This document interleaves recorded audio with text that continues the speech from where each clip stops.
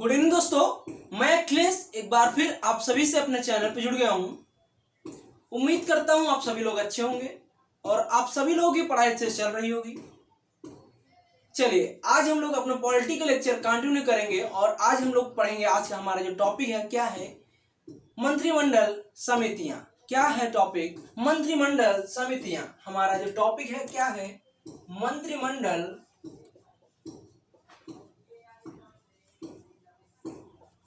समितियां।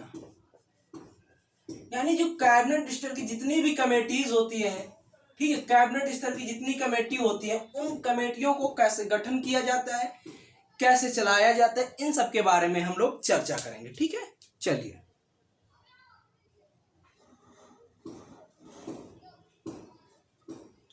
ठीक है, चलिए देखो, पहली बात तो जाना, जो कैबिनेट स्तर के मंत्रिमंडल की जो समितियां होती है उनके बारे में चर्चा करेंगे।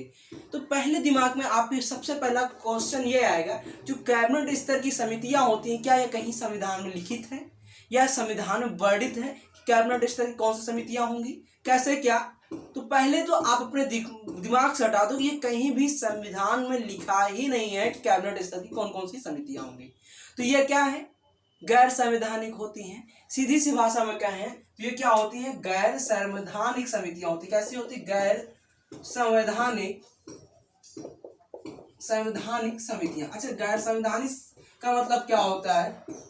गैर संवैधानिक क्या होता है? देखो भाई, जो गैर संवैधानिक होता है, इस वर्ड का मतलब ही यही होता है कि जो चीजें हमारे संविधान में नहीं लिखी हैं। क्या चीजें? जो चीज संविधान में वर्णित नहीं है वही क्या होगा, वर्णित नहीं है वही क्या कहलाता है, गैर संवैधानिक। ठीक है, गैर संवैधानिक यानी कि जो मंत्रिमंडल समितियां होती, जो कैबिनेट कमेटीज होती हैं, क्या वो संवैधानिक होती हैं या गैर संवैधानिक होती हैं? तो सीधी सी भाषा में कहेंगे कि वो गैर संवैधानिक होती हैं, यानी वो हमारे कॉन्स्टिट्यूशन में वर्णित नहीं है, यानी कॉन्स्टिट्यूशन में इनके बारे में चर्चा नहीं की गई। अब दूसरा क्वेश्चन बनता है कि जो गैर संवैधानिक समितियां होती हैं ये किस प्रकार की होती हैं? तो देखो, एक स्थायी होती है, एक स्थायी समिति होती है, एक स्थायी समिति होती है, ठीक है, और जो दूसरी होती क्या होती है, तदर्थ समिति होती है, जिनको हम कह सकते हैं अस्थायी समिति। ठीक है, जिनको हम क्या कह सकते हैं, तदर्थ कह लो, अस्थायी भी कह लो, ठीक है, अस्थायी समिति। ठीक है, जो स्थायी समिति होती है इनका जो प्रकृति होगी कैसी होगी, स्थायी होगी। जो एक स्थायी समिति होंगी उनकी प्रकृति यानी उनका आकार कैसा होगा, स्थायी होगा, एक फिक्स टेन्योर होगा। लेकिन जो तदर्थ समितियां होती है इनकी प्रकृति कैसी होगी, अप्रकृति होगी, अप्रकृति होगी। ठीक है, और हमें आज जो चर्चा करनी है मुख्यतः तदर्थ समितियों के बारे में ही चर्चा करनी है, तदर्थ समितियों के बारे में ही चर्चा करनी। ठीक है, चलिए देखिए, जो स्थायी समितियां उनकी मतलब बता दें इनकी प्रकृति कैसी होगी, इनकी स्थायी प्रकृति होगी। जो तदर्थ समितियां होती हैं, ये जो अस्थायी समितियां होती हैं, इनकी प्रकृति कैसी होगी, इनकी प्रकृति कैसी होगी, अस्थायी प्रकृति होगी। ठीक है, अस्थायी प्रकृति होगी। तो देखो, सीधी सी बात है, जो अस्थायी प्रकृति होती है, ये तदर्थ समितियां होती हैं, इनका कार्य क्या होता है? तो इनका कार्य यही होता है कि जब किसी समस्या को समाधान के लिए किसी कमेटी का गठन किया जाए और जिसका फिक्स टेन्योर ना हो, ठीक है, देखिए ऐसे समझिए, ऐसे समझिए, ठीक है, ऐसे समझिए। देखिए, मान लो किसी भी समस्या के लिए एक कमेटी बनाई गई, मान लो एक समिति बनाई गई, समिति ए बनाई गई, ठीक है, एक ए समिति बनाई किसी भी समस्या के लिए। मान लो कोई समस्या ए है, ए समस्या के लिए एक समिति बनाई गई और बताया गया कि आप इस समस्या, चलो ठीक है, एग्जांपल ले लो, गरीबी के लिए, गरीबी के लिए क्या बनाएगी, एक समिति बनाई गई, गरीबी के लिए एक समिति बनाई गई और उस समिति में कहा गया कि गरीबी को दूर करने के लिए भारत से कौन कौन सी कदम उठाने चाहिए, कौन कौन सी चीजें चलानी चाहिए भारत में गरीबी दूर हुई। तो इन्होंने क्या बनाया कि भैया आप एक साल के लिए इस समिति को बना दी गई, एक साल के लिए समिति बना दी गई, जिसका कार्यकाल कितना दे दिया गया, एक कार्यकाल दे दिया गया 1 साल की। आप 1 साल के अंदर पता करें भारत में गरीबी दूर करने के लिए क्या क्या कर सकते हैं, क्या क्या उपचार है, क्या क्या सही दिशाएं हैं, क्या स्टेप और ले सकते हैं, क्या कदम उठा सकती है भारत सरकार, इन सब चीजों पर चर्चा करनी। और उसके बाद क्या हुआ, चलिए एक कमेटी बना दी गई। तो उन्होंने क्या किया, ये कैसी कमेटी होगी, फिक्स, इसका एक ऐसी कहती है तदर्थ, यानी जरूरत पड़ने पर जब हम किसी समिति को जरूरत पड़ने पर हम जब किसी समिति का गठन करते हैं वो कैसी समिति कहलाती है? तदर्थ समिति, यानी अप्राकृतिक कहलाती है, अस्थायी समिति कहलाती है, अस्थायी समिति कहलाती है। इन्होंने क्या किया, अपना 1 साल बाद रिपोर्ट प्रस्तुत की, ठीक है। तो ये कैसी थी? अस्थायी समिति। अब ये अस्थायी समिति जो होती है इसके ऊपर कुछ चर्चाएं करेंगे। इतनी बात समझ में आए कि जो तदर्थ समितियां होती हैं किस तरह की होती है, यानी जरूरत पड़ने पर, जब किसी अहम मुद्दे पर जरूरत पड़ने पर किसी समिति का गठन किया जाए, किसी कमेटी का गठन किया जाए, वो कैसी समितियां कहलाती? तदर्थ समितियां, यानी अस्थायी समितियां कहलाती, ठीक है। अब देखो मुख्यतः क्या होता है, मुख्यतः जो होता है ये किसकी सिफारिश पे, सिफारिश किसकी होती है? प्रधानमंत्री, प्रधानमंत्री की,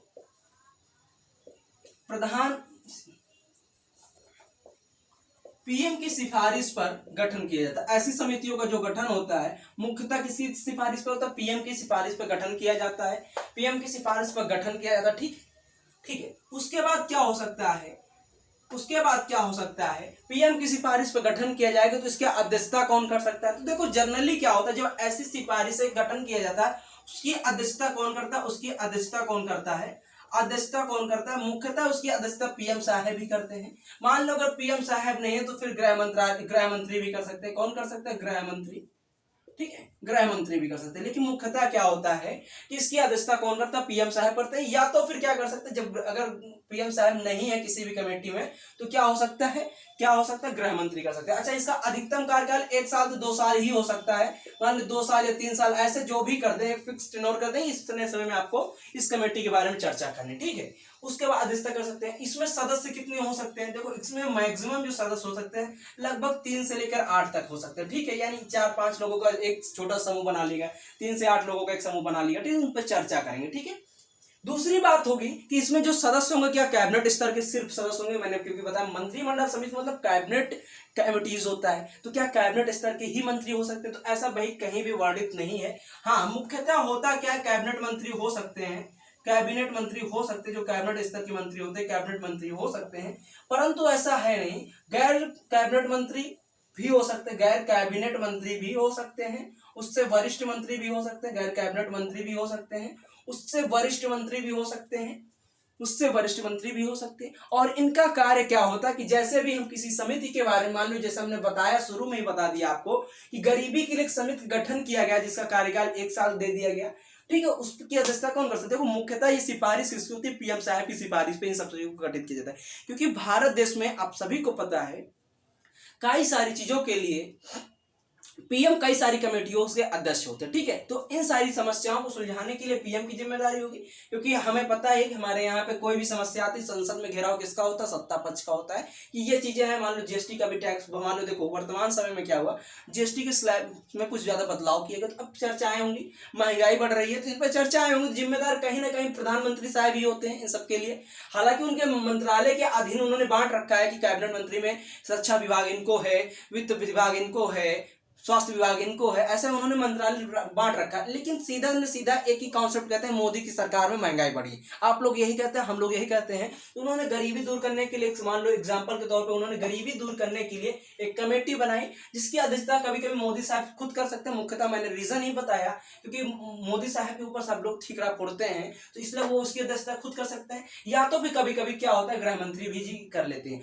अगर ध्यान से सुनना, अगर मान लो एक कमेटी बनी जिसके सदस्य प्रधानमंत्री हैं और गृह मंत्री भी हैं, दोनों लोग यानी पीएम और होम मिनिस्टर दोनों हैं, एचएम दोनों हैं, तो भाई उसकी अध्यक्षता सिर्फ और सिर्फ पीएम ही करेंगे, क्योंकि प्राथमिकता इनको ही दी जाएगी, प्रधानमंत्री साहब को ही दिया जाएगा। तो इसलिए ध्यान रखिए कि जिसमें दोनों सदस्य होंगे, गृह मंत्री और पीएम प्रधानमंत्री, उसकी मुख्यतः अध्यक्षता कौन करेगा? उसकी मुख्यतः अध्यक्षता प्रधानमंत्री साहब ही करेंगे। एक ये डाउट भी क्लियर। तो दूसरी बात मैंने बताया किसका जो सदस्य हो सकते हैं, मैंने बताया 3 से लेकर 8 तक हो सकते हैं, कहीं 2-3 भी सदस्य होते हैं, 4-5 भी हो सकते हैं, 7-8, मैक्सिमम 8 हो सकते हैं। ऐसा नहीं कि 8 ही हो सकता है, 1-2-4 और बढ़ जाए, लेकिन हाँ फिलहाल 3 से लेकर 8 के बीच में 4-5 हम मान सकते हैं, ठीक है, एन एवरेज, ठीक है।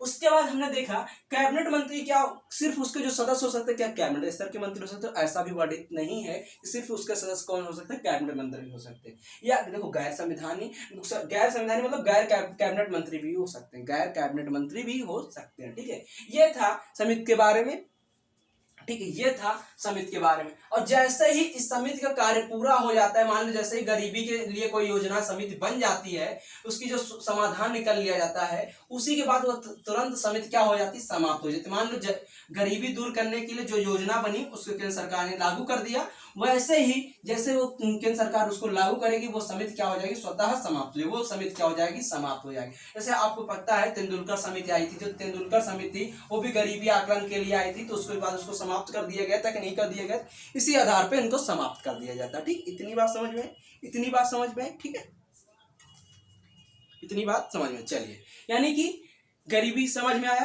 कि इसको किस आधार पर मंत्रिमंडल इसकी कमेटी का गठन करते। तो देखो हमने सीधी सी बताया कि जो मंत्रिमंडल की कमेटियां होती हैं, कमेटी होती है, कैसी होती है, पहली बात तो गैर संवैधानिक होती है, यानी इनका संविधान में कहीं भी वर्णन नहीं किया जाता है। कितनी हो सकती है इसके बारे में कहीं बताया भी नहीं है। ठीक है, चलिए, उसके बाद मैंने ये बताया कि जो दो प्रकार की होती है, इनकी प्रकृति कैसी होती है, एक स्थायी प्रकृति होती है, एक तदर्थ समितियां होती है। ठीक है, स्थायी प्रकृति कैसी होगी, यानी कि जो स्थायी रूप से होंगी, ठीक है, जिनका एक फिक्स टेन्योर होता है 5 साल, ये पर्टिकुलर चलती ही रहेंगी, लगातार चलती ही आ रही है, वो स्थायी समिति हो जाती है।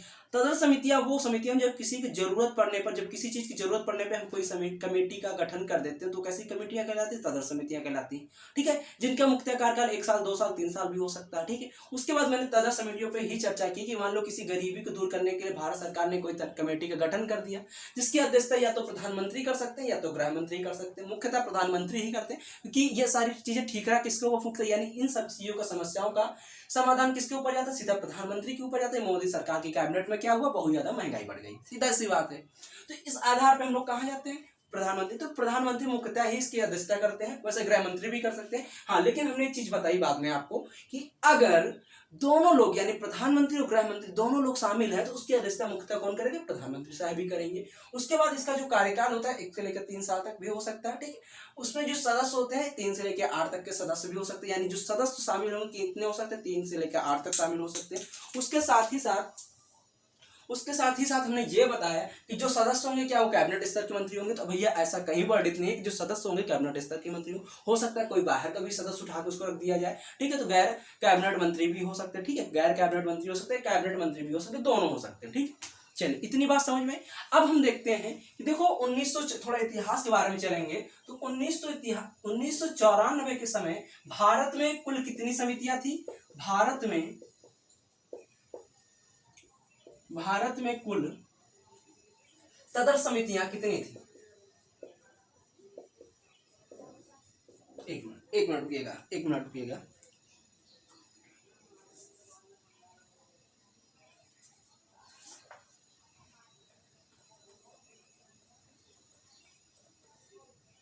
ठीक है, देखो 1994 भारत में कुल तदर्थ समितियां,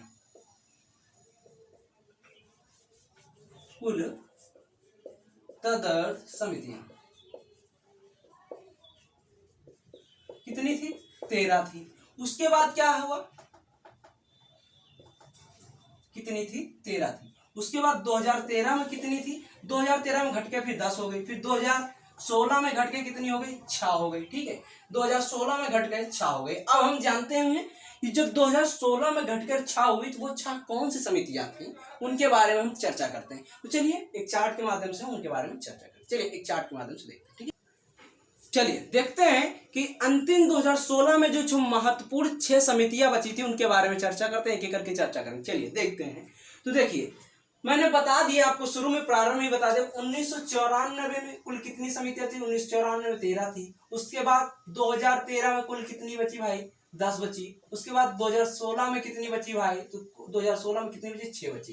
ठीक, यानी वर्तमान समय में जो 6 समितियां थी उनके बारे में चर्चा करनी। ठीक है, जिनमें से 4 मुख्यता है उनके बारे में हम 4 चर्चा करेंगे, जिनमें से 4 मुख्यता उनके बारे में चर्चा करेंगे। ठीक है, तो जो 6 बची उनमें से भी 4 मुख्यता है, तो हम पहले 6 के बारे में चर्चा करते हैं। तो देखो पहली क्या, राजनीतिक मामले की मंत्रिमंडलीय समिति। जो राजनीतिक मामले होंगे उनके लिए मंत्रिमंडल समिति का गठन किया जाता है। ठीक है, किनके लिए, किसके लिए किया जाता है, राजनीतिक मामले की लिए मंत्रिमंडल समिति का गठन, यानी राजनीति जो पॉलिटिकल मामले होंगे, मैटर्स होंगे, उनके लिए क्या मंत्रिमंडल यानी कैबिनेट स्तर की समिति बनाई जाएगी। किसके लिए, राजनीतिक मामले के लिए।